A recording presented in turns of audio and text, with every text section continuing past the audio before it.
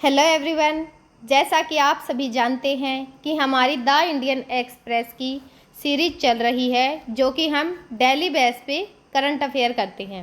तो आज है 17 सितंबर और आज की हमारी जो इम्पोर्टेंट न्यूज़ रहेंगी वो होंगी सारनाथ यूनेस्को ASI स्थानीय भूमिका, यानी जो सारनाथ का स्तंभ है उसको यूनेस्को में शामिल करने की जो तैयारी है वो चल रही है। और जो दूसरी न्यूज़ है वह यूनिफाइड जो पेंशन की स्कीम है उसको लेकर रहेगी। और तीसरी न्यूज़ रूस बेलारूस जो परमाणु अभ्यास है उसका जो तनाव है वह बढ़ रहा है। तो आज की हमारी जो पहली न्यूज़ रहेगी सारनाथ पिलर, सारनाथ को यूनेस्को की विश्व धरोहर स्थलों में शामिल करने के लिए तैयारियां जो हैं वो स्टार्ट कर दी हैं, क्योंकि इसके लिए जो है प्रस्ताव को भेजा गया है। केंद्र सरकार की मदद से जो पर्यटन विभाग है उनको सारनाथ को जो यूनेस्को की विश्व धरोहर सूची है उसके अंदर शामिल करने की तैयारियां चल रही हैं। सारनाथ को 1998 से अस्थायी सूची में जो है वो रखा गया है।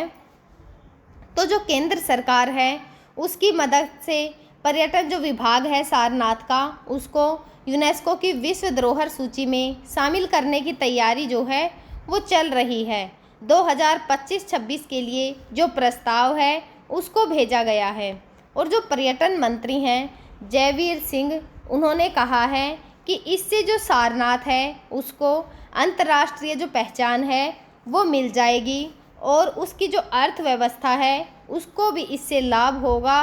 और जो कनेक्टिविटी या फिर जो एयरपोर्ट है उसकी सुविधाएं भी जो हैं और भी बेहतर हो जाएंगी।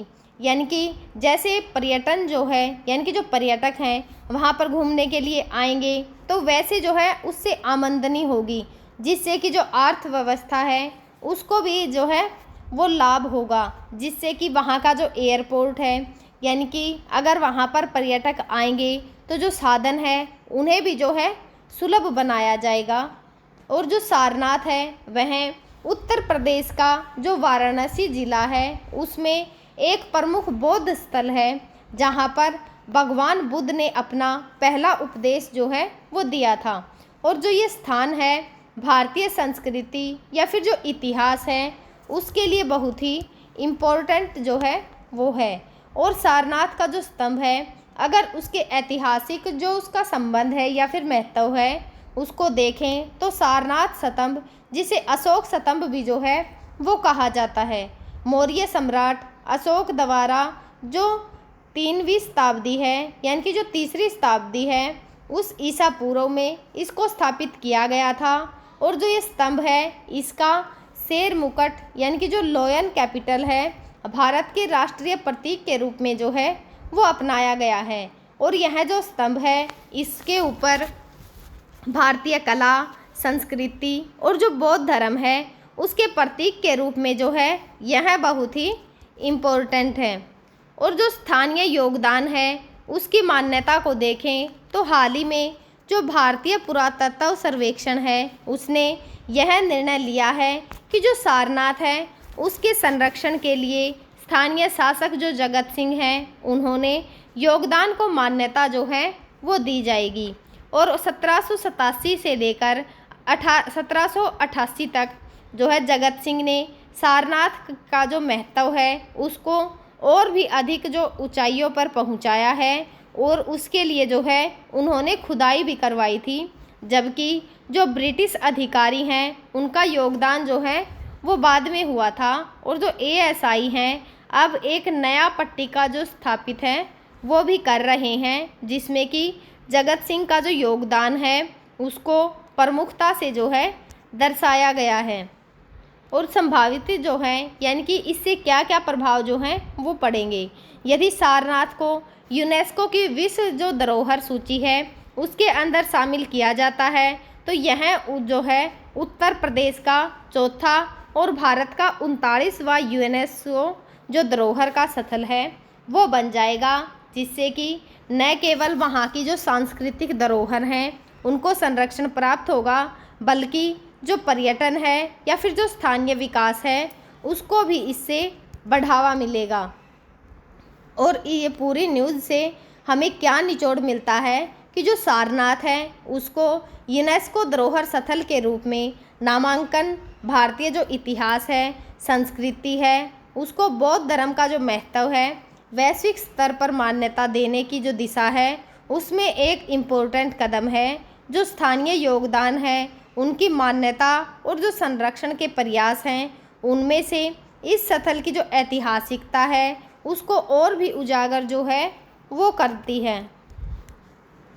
आज की हमारी जो दूसरी न्यूज़ रहेगी एमपीएस, यूपीएस, जो एनपीएस है उससे यूपीएस में जो हैं जा सकेंगे केंद्रीय कर्मचारी, सरकार ने दिया मौका, जाने नियम।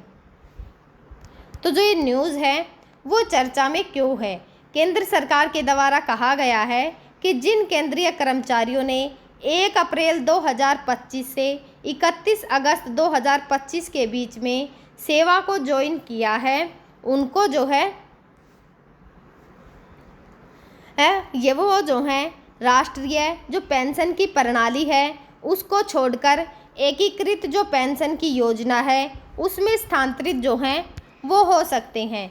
और जो वित्त मंत्रालय है उन्होंने मंगलवार को कहा कि वह विकल्प 30 सितंबर 2025 तक जो है वो इस्तेमाल किया जा सकता है। और जो ये समय सीमा है वह उन अन्य जो पात्र की श्रेणियां हैं उनके लिए जो है पहले से ही तय की गई तिथि के अनुरूप जो है वो की गई हैं, जिन्हें यूपीएस में शामिल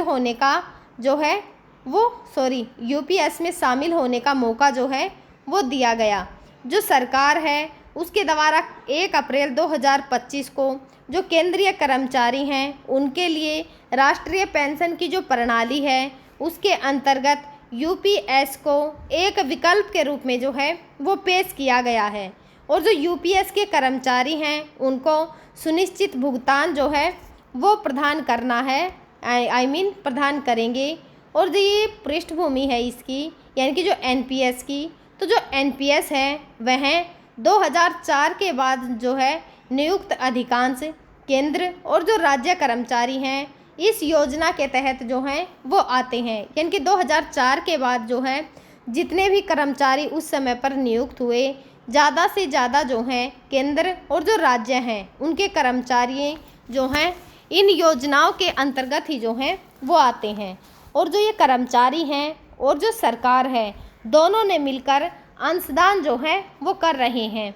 और जो रिटायरमेंट है उसके बाद एक हिस्सा पेंशन, बाकी एक मुक्त राशि जो है वो प्रदान की जाती है। और जो ओपीएस है यानी कि ओल्ड पेंशन जो शेड्यूल है, जो यूपीएस है पुरानी पेंशन की जो योजना है जिसमें पेंशन सरकार द्वारा तय होती थी और यह सेवा आखिरी वेतन पर जो है वो आधारित होती थी।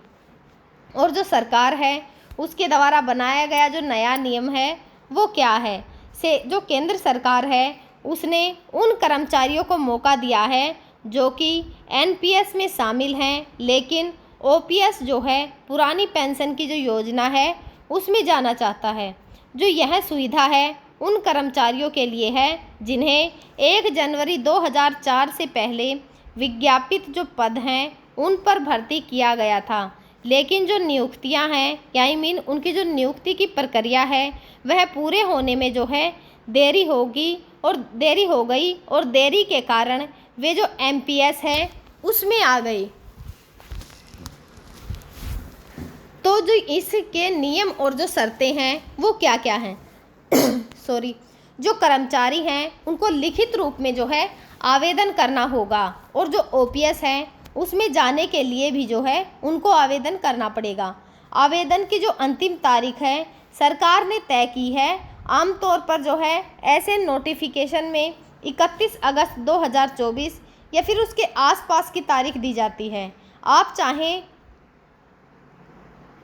जो कर्मचारी हैं इस विकल्प का चुनाव करेंगे कि उनका जो एनपीएस खाता है वह बंद कर दिया जाए या फिर जो ओपीएस है उसके तहत पेंशन लाभ जो हैं वो दिए जाएं। तो एक बार जो विकल्प है उसको चुनने के बाद जो है कर्मचारी बदल जो है वो नहीं सकेगा। और इसके असर जो है हमें क्या क्या देखने को मिलते हैं। इससे उन कर्मचारियों को राहत मिलेगी जिन्हें लगता था कि भर्ती की देरी के कारण वे ओपीएस के हकदार होते हुए भी एनपीएस में आ गए हैं। और जो ओपीएस हैं वह स्थानीय और जो सुनिश्चित पेंशन है उसको देता है, और इसीलिए ही जो है कई कर्मचारी इसे ज़्यादा सुरक्षित जो हैं वो मानते हैं। तो 24 अगस्त को दी गई थी यूपीएस को मंजूरी।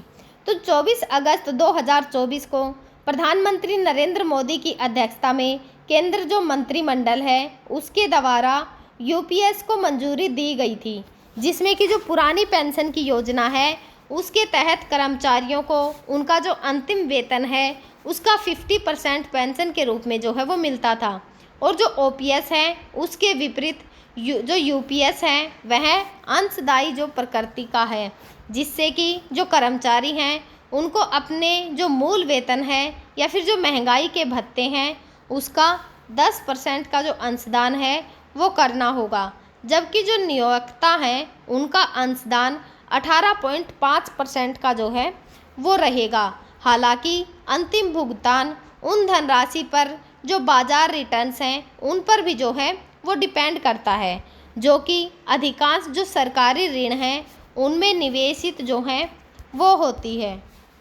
जो यूपीएस है उसमें योगदान और जो पारदर्शिता है, यानी कि जो नियम हैं उनमें यह साफ किया गया है कि जो यूपीएस है उसमें कर्मचारी और जो सरकार है उसका अंशदान क्या होगा, और जो वेतन है उससे कटौती या फिर जो सरकार द्वारा जमा की जाने वाली रकम जो है पूरी तरह से पारदर्शी तरीके से जो है वो दर्ज की जाएगी। और अगर अधिकारियों की गलती से पंजीकरण में देरी होती है या फिर जो योगदान का समय है उस पर वह जमा नहीं होता तो कर्मचारी को जो है मुआवजा दिया जाएगा, ताकि उसे किसी भी प्रकार का नुकसान जो है वो ना झेलना पड़े। आज की हमारी जो लास्ट और तीसरी न्यूज़ रहेगी, अमेरिका की धमकी का डर नहीं, रूस और बेलारूस के महायुद्ध में शामिल हुआ भारत, वाशिंगटन की बढ़ने लगी है टेंशन। तो जो ये न्यूज़ है वो चर्चा में क्यों है? रूस और जो बेलारूस हैं उनके संयुक्त जो युद्धाभ्यास है उनमें भारत की भागीदारी, वैश्विक जो उसका परिप्रेक्ष्य है उसके बारे में जाने तो सितंबर 2025 के अंदर भारत ने रूस और जो बेलारूस है उसके संयुक्त सैन्य अभ्यास में भाग लिया, जिससे कि जो 65 भारतीय सैनिक हैं उन्होंने हिस्सा लिया। और जो ये अभ्यास है रूस के जो निजनी नोवगोरोड का जो इलाका है उसके अंदर मोलिनो जो प्रशिक्षण स्थल है उस पर आयोजित जो है वो किया गया। और इसके अंदर भारतीय सेना के कुमायूं जो रेजिमेंट है उसके बटालियन और भारतीय वायुसेना के 7 और जो भारतीय नौसेना है उसके 1 सदस्य ने भाग लिया। और जो अभ्यास है इसका उद्देश्य पारंपरिक जो युद्ध है या फिर जो आतंकवाद विरोधी अभियान है उनमें सैन्य सहयोग और जो सामरिक क्षमता है उसको बढ़ावा देना है। और जो इसके अभ्यास जो चल रहा है इस अभ्यास की क्या क्या विशेषताएं हैं? तो जो सैन्य बल हैं उनकी संख्या, जो अभ्यास है उनमें लगभग 1 लाख सैनिक जो हैं उन्होंने भाग लिया, जिसमें से रूस, बेलारूस, भारत, ईरान, बांग्लादेश, माली, कांगो, नाइजर, तजाकिस्तान और जो अन्य देश के सैनिक हैं वह भी शामिल थे। और जो इसकी प्रमुख गतिविधियां हैं जैसे कि अभ्यास में जो परमाणु मिसाइलें हैं उनका उपयोग, लंबी दूरी के लिए बम वर्षक और युद्धपोत का संचालन, और जो सामरिक हमले हैं उनकी सिमुलेशन की गई है। और जो नाटो देश हैं उसकी भागीदारी के बारे में जाने तो जो ये अभ्यास है उसमें नाटो देशों के जो सैन्य पर्यवेक्षण हैं वह भी शामिल हुए हैं, जिसमें कि अमेरिका, तुर्की और जो हंगरी है वह शामिल थे। और अगर इसकी वैश्विक प्रतिक्रिया देखें तो अमेरिका की भागीदारी, अमेरिका ने अभ्यास में जो पर्यवेक्षण भेजे जो कि रूस और बेलारूस के साथ बढ़ते जो सैन्य सहयोग हैं उनको दर्शाते हैं, तो यूरोपीय संघ की चिंता है कि भारत की जो भागीदारी है उसने यूरोपीय संघ के साथ उनके जो रणनीतिक संबंध हैं उन पर सवाल उठाए जा रहे हैं, विशेष रूप से रूस के साथ जो बढ़ते रक्षा संबंध हैं उनके संदर्भ में। और जो भारत है उसकी रणनीतिक स्थिति जो है वो क्या है। जो भारत है उसकी रूस के साथ में रक्षा सहयोग की लंबी परंपरा रही है और जो जीपैड 2025 है उसमें भागीदारी इस साझेदारी को जो है मजबूत करने का एक कदम है। हालांकि अमेरिका के साथ जो बढ़ते व्यापारिक तनाव हैं और जो रूस के साथ में बढ़ते सैन्य संबंध हैं उनके बीच भारत को संतुलन बनाए रखने की जो चुनौती है उसका सामना करना पड़ रहा है। और जो निष्कर्ष है इस पूरी न्यूज़ से क्या निकलता है कि जो जीपैड 2025 है उसमें भारत की जो वैश्विक भागीदारी है या फिर जो वैश्विक सैन्य और जो कूटनीतिक परिप्रेक्षण है उसमें बहुत ही इम्पोर्टेंट है। और जो भारत है वह रूस के साथ में रक्षा सहयोग को मजबूत करने की जो इच्छा है उसको भी दर्शाता है, जबकि अमेरिका और जो यूरोपीय संघ हैं उनके साथ जो उनके संबंध हैं उनमें संतुलन बनाए रखने की जो है आवश्यकता है उसको भी जो है रेखांकित करता है। तो हम जो है आगे भी आप सभी के साथ इसी प्रकार से जो द इंडियन एक्सप्रेस की इम्पोर्टेंट न्यूज़ होंगी उनको शेयर करते रहेंगे। तब तक आप पढ़ते रहिए, खुश रहिए। Thank you.